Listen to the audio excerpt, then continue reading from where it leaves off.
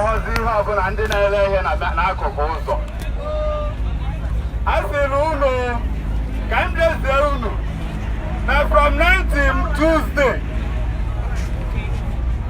onye ọbụla buru ngwongwo ya jee n'ebe gọọmenti nyere unu ana.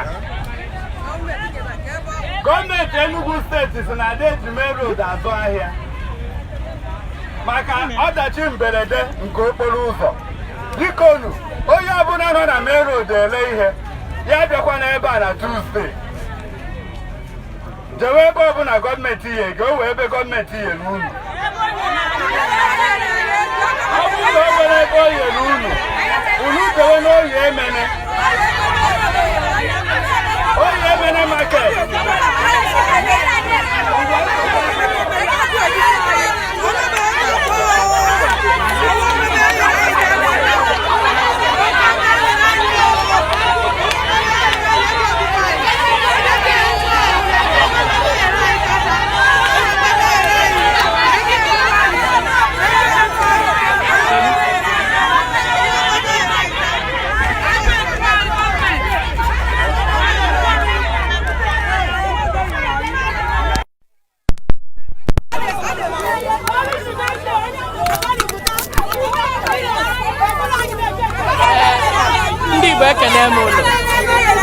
Ebe anyị nọ tata bụ na ahịa na-akpọ Obinagu nke dị na Emene, Enugwu steeti. Unu na-anya kịta unu afụ na ọtụtụ ụmụ nwaanyị na-asị na iwe dị ha n'obi. Ya bụ ihe ha na-ekwu bụ na ndị na-ahụ ka obodo si adị n'Enugwu steeti a na-akpọ Enugwu Capital Territory Development Authority na ECTDA n'ahịa ịchafụ gwara ha kịta na ha ga-apụ ebe a ha nọ n'okporo ụzọ maka a na-enwe ihe mberede nke okporo ụzọ ọtụtụ oge ebe anụwa ihe dịka ụgbọala nnukwu a na-akpọ trela nwere ike machapụ gbue mmadụ. Gọọmenti wee si na-enweghị ebe e nyere ha ga-anọ. Ọnya ka ndị Enugwu Capital Territory bịara tata wee gwa ha na a na-enye ha ganye ụbọchị Tuesday na-abịa abịa ka ha si n'ebe anụnwa wee pụọ. Ka anyị nụ onu ụfọdụ ndị nọ n'ahịa anụnwa marụ ihe abụ ihe ha na-ekwu. Sonyesi anyị ike na BBC News Igbo. Aha m bụ Ebere Ekeọpara. Ndewonu. Biko ọ kwaturu hapa anyị ka after Christmas ka anyị ma ngachata ebe anyị ga-anọ ọkwa ego afọ akwamuri ngari afọ akwamuri ngari chikumere m ebere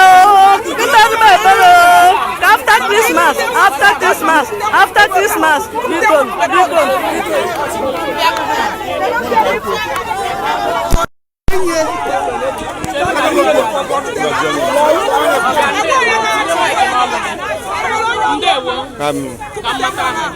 Afam Charles Agbo.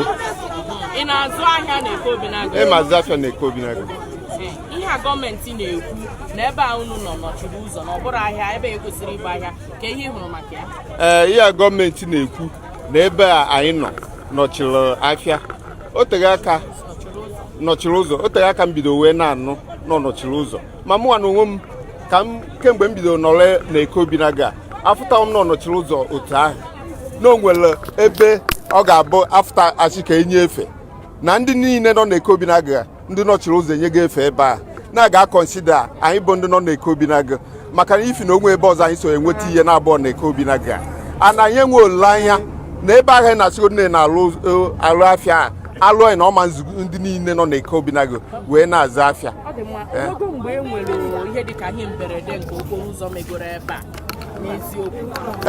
Ihe mberede na-eme ebe niile na ọ bụ dịka o mee na Obinagu na ịma nsị dịka na nọọsụ ọsọ na Obinagu ka ọ na-eme na Lagos, ọ na-eme na Abuja, ọ na-eme na Obinagu, ọ na-eme na ma obodo mba ugwu n'ike. Ihe m na-ayọ gọọmenti ka enye anyị extension of time ka eshiftola anyị oge na ihe anyị na-agwa anyị 2 weeks or a weekend n'oge eme ọtụtụ ọnwụ abịa ma atụrụ anya ya. Unu ka nya bụ ahịa si wee nọrọ nso na okporo ụzọ unu wee ghọta ihe anyị na-ekwu.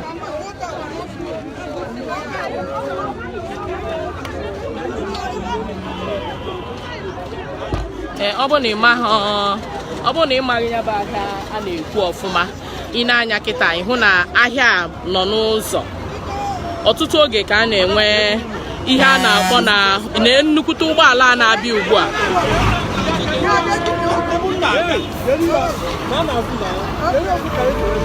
Ị na-anya kịta ịhụ na ụgbọala a na-aga ahịa n'azụ. Ọtụtụ oge ka a na-enwe ya bụ nsogbu, ụgbọala na-akụtu ndị mmadụ. O wee bụrụ ihe Enugu steeti gọọmenti ji wee kwuo na a ga-ebupụ ahịa buga ya ebe ọ ga-abụ ndị mmadụ nọrọ ha dị safe, aga na-enwezi ọnwụ na ya bụ okporo ụzọ. Ndị Enugu Capital Territory na-agagharị ugbu a wee na-eme nke bekee na-akpọ enlightenment, wee na-asị ndị mmadụ ha kwadobe na ụbọchị Tuzdee na-abịa abịa na ha ga-apụ ebe a gabazie ebe e nyere ha.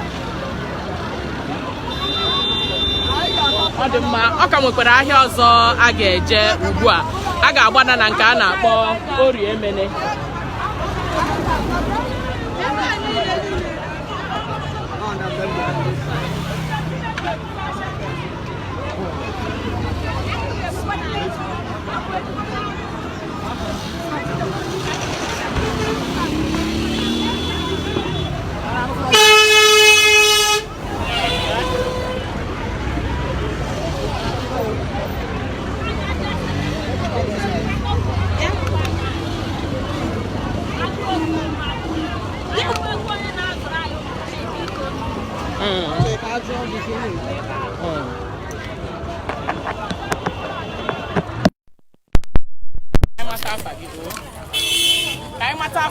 Chinyere Igwe. Ka ihe na-ere n'ahịa Orie Emene ebe a? Tomato na ose. Kedu mgbe a gwara unu ga-apụ ebe a? As from now to Tuesday. Ka ihe iloro maka ihe anyị enweghị ebe anyị na-etukwu n'ohe mụwa na-eche. Enweghị ebe nyere anyị bụ gọọmenti anyị tukwuru. Mana o nwere ebe gọọmenti gwara unu n'ọnya bụ ebe unu ga-akwapụ kemgbe ha jiri gwa iwu? Anụghọkwa m, ha kwuo mụ anụghọ m. Ọ dị mma.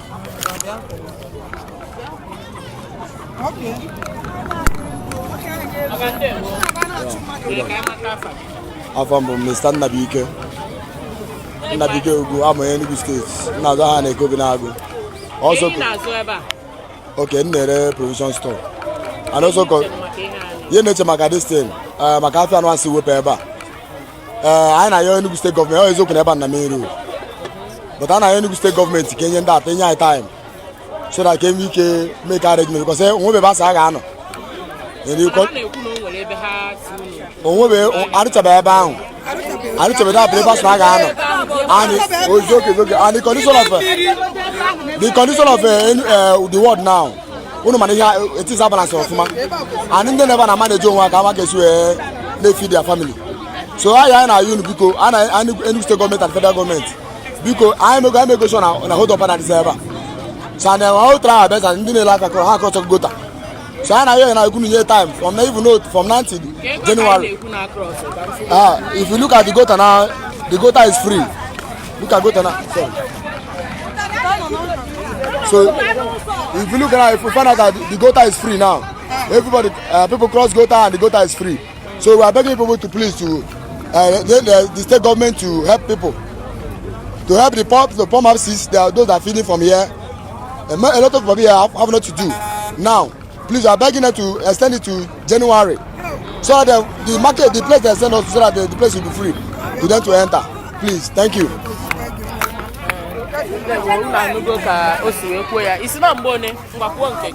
Anyị na-ayọ gọvanọ Enugu steeti, ndị niile na-arụ ọrụ n'Enugu steeti, nekwe n'isi dụkata ya ya ewo. Enwekwa onye riri nri. Anyị achụfụ anyị kịta na enwe ebe anyị na-anọ. Ebe ha kọrọ rice. Ebe ha sị anyị na wa kọrọ rice. Akọrọ rice. Mmiri jule akọrọ rice. Biko nụ, ọ bụgodu na ga-enye anyị bido kịta ruo Jenụwarị.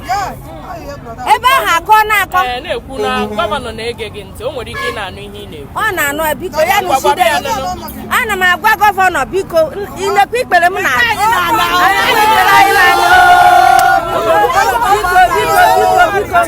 January ebe ahụ ka ọ na-akọ biko ya nyere anyị aka na abụbụ akarịa ka arụọ ya ebe gbatalụ ndị na-alụrụ anyị ọsọ enyemaka Karuo nenu no kwodo mili babu. Okwodo mili rice ka akọrọ na ọka na ji ka akọrọ na biko akpata ose enyemaka. Hello, good morning, government. Ina-asụ Igbo. Nna na obere. Afa m bụ Bola Salawudeen. I'm a Yoruba woman. Ihe na-ele na obodo Obinagu ebe a bụ ọgwụ ndị Yoruba. Since abịa mark shed m, afụfụ abịa katọ njọ m. Afịa adụrọ ihe niile bịa kishe ọfụma. Biko ka o nyere anyị aka. Ọ bụrụ ka ọ hafụ anyị ka a nọrụ this time around till January.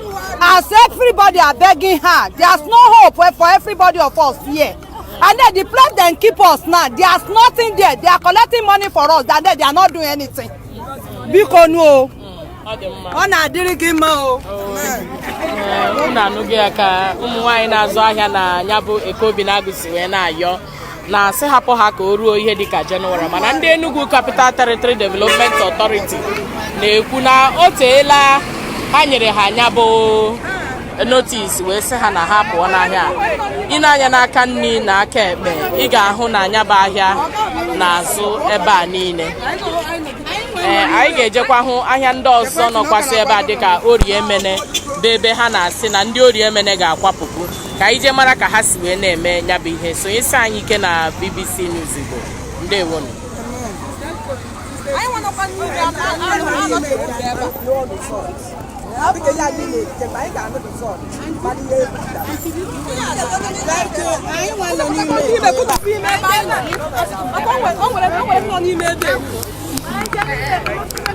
Good afternoon.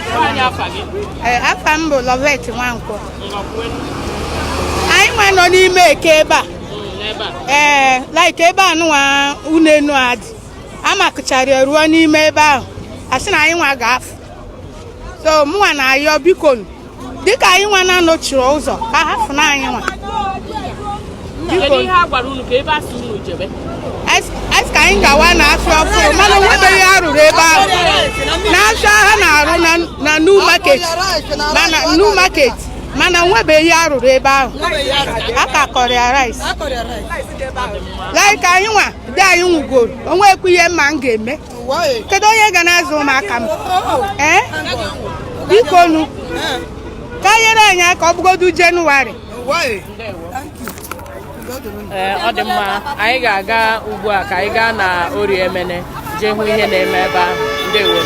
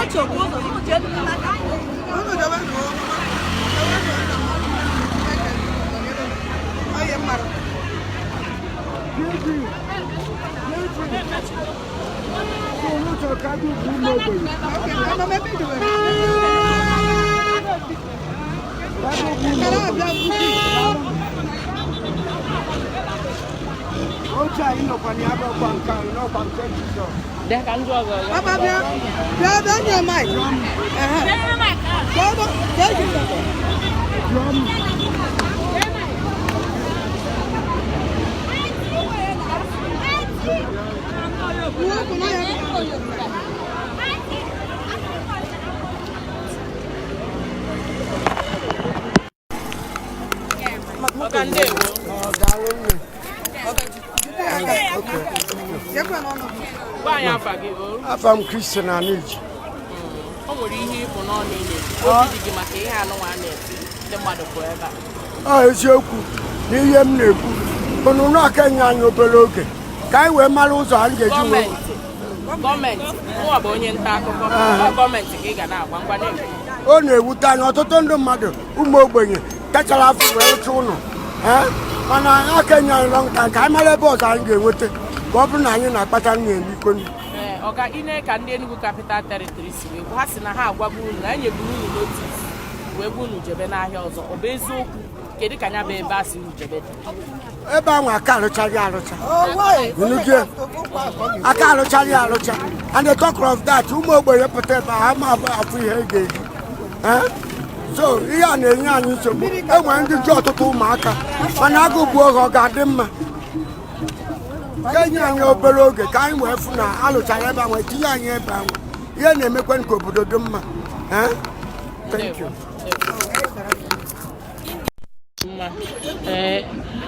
Anyị ga-akwụsịgodi ebe a ka anyị nwee ike jee n'ahịa ndị ọzọ wee na-egosi unu maka na ka anyị si wee na-ahụ na-eme na ọtụtụ ahịa nọchichara ụzọ bụ ihe kpatara ndị Enugu Capital Territory ji si na ha ga-emechigasị ụfọdụ n'ime ha ka ha nwee ike baa ime iji chekwaa ndụ ndị mmadụ na-eme ebe a.